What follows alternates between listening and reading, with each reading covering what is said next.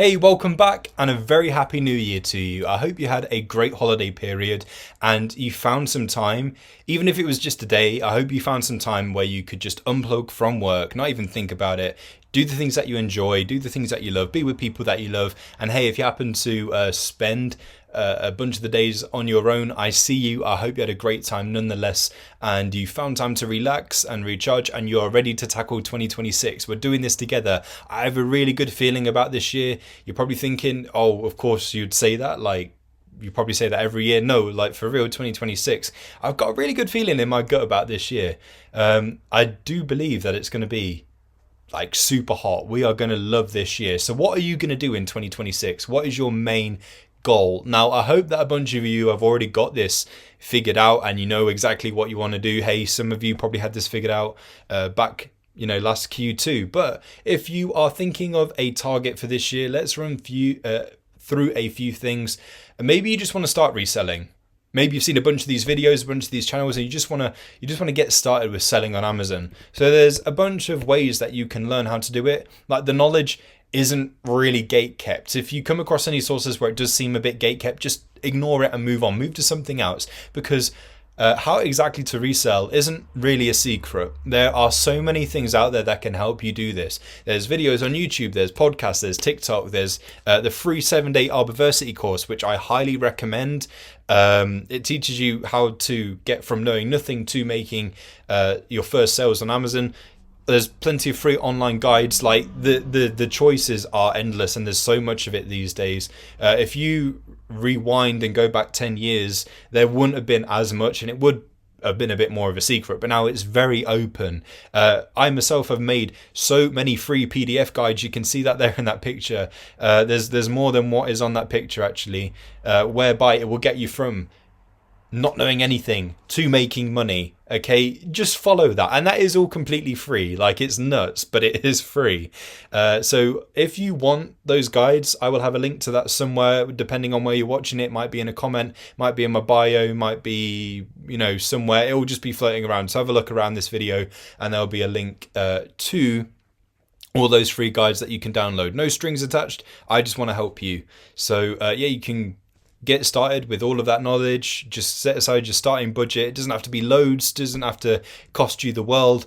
A few £100, a few $100, that is good enough, and you can get started reselling. Remember, your first steps aren't going to be these massive things where you 1 second you don't know anything about Amazon, the next thing you're managing a ton of inventory and you've got so many things on the go. You start small and it branches out. It kind of goes like that. So if you just want to start reselling, just do it. Don't procrastinate. Just go, I'm doing that, and make those moves. Just make those moves. Even if you're feeling a bit scared or worried about it, just make those moves. And when you've done it, you'll be like, whoa, what was I even worried about? You've probably had experiences like that before, and it'll be exactly the same. I want to try a new reselling method. Maybe that's you. So maybe you want to move from an arbitrage to a wholesale, or maybe you've been doing retail arbitrage, you want to try a bit of online, maybe you want to do both. And that's great. Different methods will help you unearth different kinds of products. And so maybe you are doing online arbitrage, you want to do a bit of retail arbitrage, that's fine. You are just going to need the stuff to do that. With the arbitrage models, you just need the stuff to do it. Online arbitrage, it's very easy. You probably have a phone or a laptop or whatever, and you can just scour the internet looking for deals. If you want to do retail arbitrage, I would advise that you have a scanning app. It is going to make life so much easier, and you'll be able to make your decisions there and then in store of what it is that you want to buy, rather than thinking, will that work on Amazon? Go away, do your research, then come back. That's just a massive faff. So the app I recommend is called BuyBot Go. It is part of a BuyBot Pro subscription. You should have a tool like BuyBot Pro for online arbitrage, for your deal analysis. It will honestly be such a massive help to you. And if you aren't using a tool like that, you are going in blind with reselling. So yeah, take out a BuyBot Pro subscription, you get BuyBot Go with it, get scanning the barcodes of products. It will tell you there and then the good points, the bad points, everything you need to know. If you want to do wholesale, you're going to need a bigger budget for that. So at least £1,000, at least $1,000, because of course it is a bigger scale thing. So you're going to need a bigger budget for it. Start securing relationships with wholesale suppliers, even if you are still building up your budget bit by bit, and maybe you will have that complete by say March. Start looking for wholesale suppliers now. Get that ball rolling. The last thing you want to do is be ready with your budget and ready to go, and then you've got no wholesaler, so you can't get at it. And then, time passes by and you've still not done wholesale. So get started with that now. Just get into a new reselling method if you want to get into it. I want to move from part-time to full-time Amazon. I mean, this is if you have that as an actual goal. So maybe you are just wanting to do Amazon part-time like all the time because you just like the little extra cash that it brings in. That's absolutely fine. There's no problem with that. But if you do want to move from part-time to full-time, there's a bunch of things to consider. How much are you making per month, per year? Is it consistent? You're probably thinking, okay, what's the right amount to be earning? I can't really tell you that because that does differ per every single seller. Every seller's numbers will be somewhat different. So really it depends on your own personal circumstances, what your outgoings are, what your income is. What is your income from Amazon? Is that going to be enough to sustain you? And obviously all you need to do is just look at the numbers, look at the consistency, and you'll have your answer. If you've hit the target you've set for full time already, how consistent is that? So consistency is a massive part of it. You might have had a really good maybe the last 3 months of selling have been really, really, really good, but is that consistent across a bigger picture? So if you've only been selling for 3 months, you're probably not ready to move from part-time to full-time. So let more time pass. There's sellers that still haven't made that move, and it's been like a few years, and that's nothing wrong at all on their part. It's just personal circumstances and how everything lines up. And of course, it's natural that as a business you have ups and downs and ups and downs. And obviously, what you're looking for is the consistency. You need to be sourcing consistently. That's how you're getting in your products. So even if some go downhill, you've got products to step in for them. You're finding more. So, that's more products. That's more things you're reselling. That's more money you're making. Keep consistent with everything, and overall, things will be pretty consistent. Are you ready to set yourself up with a full-time routine? It can be quite the change to move from part-time to full-time, and people just look at the financial figures and they forget that actually there's a lot of implications on yourself and the things that you need to do. So are you ready to make yourself a timetable and stick to it and really, really be accountable for your Amazon business, because you don't have another job to fall back on? Whereas if you're part-time, you probably have another job on the go. So you've got that to fall back on if Amazon goes a bit pear-shaped. Are you ready to give yourself a routine where you are going to be sourcing consistently, where you're analyzing deals consistently, where you're doing your admin stuff consistently, where you are prepping consistently, all that stuff? And that brings me on to my next point. It's the next point after that, but we'll just move on to that one anyway, then we'll circle back. Have you got your processes outsourced? It doesn't have to be all of them, but it's wise to have a few of your Amazon processes outsourced. Are you using a prep center so that way you have all that time to do other things that actually turn the wheel in the business, like sourcing? Are you using an automated repricer? Because it is really, really hard to keep up with manual repricing, especially since pretty much everyone else has an automated repricer. So if you haven't got these things sorted out, I would advise that you start outsourcing. It doesn't have to be everything at once. It can just be piece by piece until you have a number of the processes outsourced. Because trust me, if you're doing everything manually and you are full-time, you are really going to feel it. So especially for things like prep and repricing and the things that really do take time, it's very wise to outsource those things. And, it's just a load of weight off of your shoulders effectively, and full-time becomes so much easier. Are you making enough where you can put enough back into your business and it's still comfortable? Are you making enough whereby you can put enough back into yourself and you are comfortable? Will moving from full-time affect that in any way? And obviously that is down to how much you're making on Amazon. Are you aware of tax/VAT rules in your country? So I can only really speak for the UK because obviously I'm here, that's where I'm selling, that's what I know. So obviously if you are about to make £1,000 with your business in the course of a tax year, you have to register your business with HMRC and do your tax return at some point in the tax year. And then there's VAT stuff as well. So obviously this is completely different to registering your business.